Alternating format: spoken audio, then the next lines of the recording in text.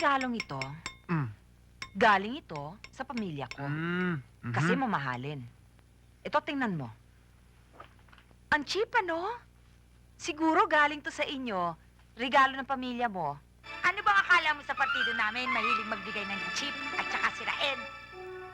Wala naman ako sinasabing ganyan. Ikaw may sabi niyan. Naku, bibigwasan ko na to eh. Subukan mo nga. Ma'am. Smile. O, bakit nandito ka pa?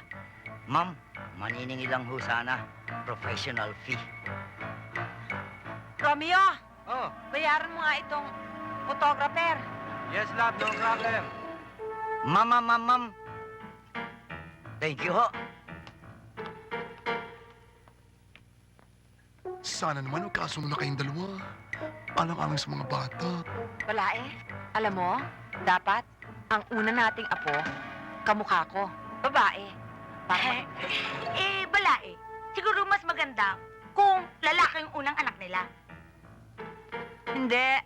Balae. Mas magandang unang apo, babae. Kasi, naayusan, masarap bisan. Hindi, bala eh. Kasi ang lalaki ang magdadala ng apelyido namin. Hindi, babaeng dapat na unang apo. Hindi lalaki. Hindi, babae. Lalaki nga. Babaeng dapat. Lalaki! Babaeng dapat nating maging apo. Lalaki. Aray! Joey, dana naman ang sakit eh. Bakit, anak? Oh, Joey! Ano yan? Ma!